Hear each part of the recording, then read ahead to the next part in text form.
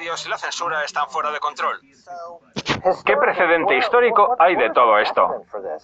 ¿En qué periodo de la historia hemos visto este tipo de comportamiento? Si es que se ha visto alguna vez, que puede que no.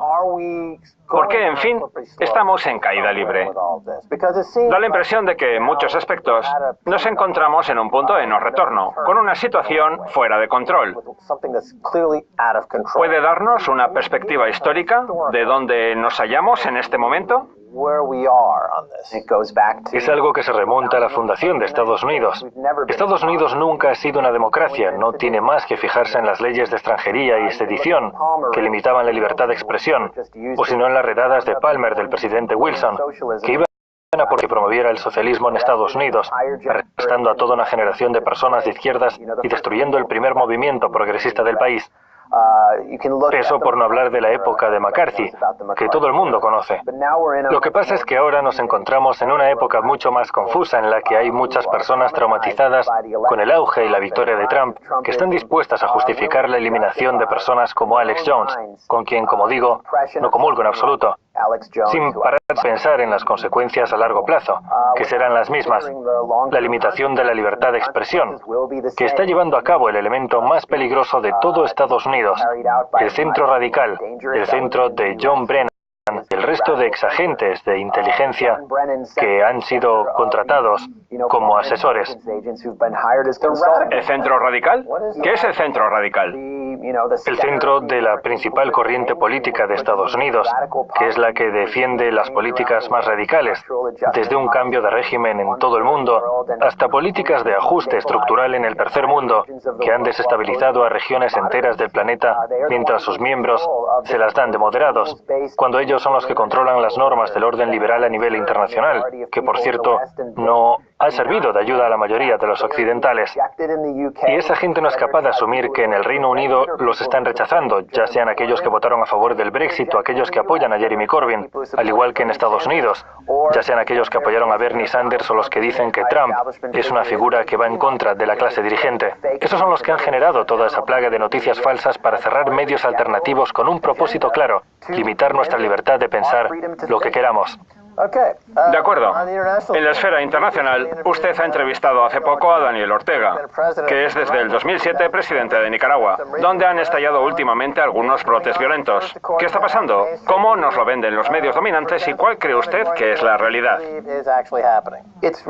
Es muy curioso, la verdad. Si ponemos Nicaragua en Google, aparecen un montón de artículos propagandísticos del New York Times, de Democracy Now! O de The Guardian que defienden un cambio de régimen. El problema es que ningún medio ha hecho lo que he hecho yo, que es ir a Nicaragua y hablar con los muchísimos partidarios del movimiento sandinista que fueron torturados durante un intento de golpe de Estado por parte de la derecha que le costó 500 millones al país, que lo paralizó casi por completo y que estaba diseñado no solo para derrocar a Daniel Ortega, sino para acabar con el movimiento sandinista, que cuenta con unos 2 o 2,5 millones de seguidores, uno de los movimientos progresistas por el cambio social y la defensa de los trabajadores más cohesionado de toda Latinoamérica. Ese era el objetivo, acabar con un ejemplo de socialismo para el resto de la región, un golpe que estuvo financiado en gran medida por la Agencia Estadounidense para el Desarrollo Internacional y el organismo que tiene Estados Unidos para lograr cambios de régimen en el resto del mundo, la Fundación Nacional para la Democracia.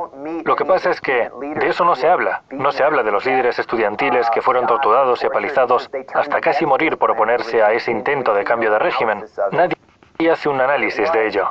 Fue una típica revolución de colores como las que se han visto en Europa del Este mezclada con los horrores de lo acontecido en Libia o en Siria, solo que afortunadamente para los nicaragüenses, los rebeldes no habían sido armados por Estados Unidos porque de haber sido así, el derramamiento de sangre aún continuaría a día de hoy.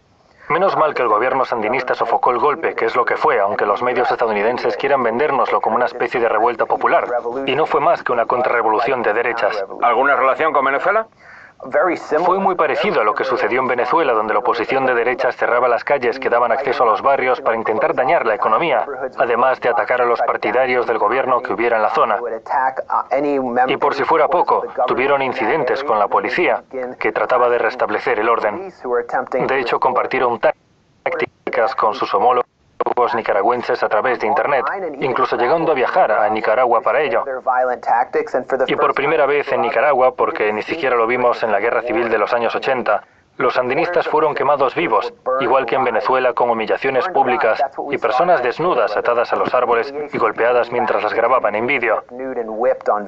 Es más, tuve la oportunidad de entrevistar a una mujer de un policía que en su día libre fue secuestrado por la oposición, arrastrado por un camión y llevado a una barricada en la que se le quemó vivo mientras lo grababan en vídeo, que por cierto está disponible para todo el mundo. Lo que pasa es que los medios estadounidenses no aportan esa versión de los hechos.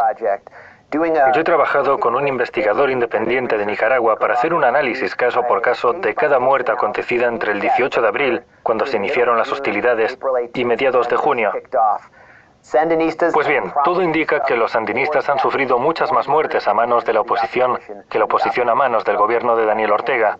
Sin embargo, en el Congreso de Estados Unidos y en los medios se nos vende la gran mentira de que Ortega y su gobierno han acabado con la vida de más de 300 personas, cosa que es rotundamente falsa.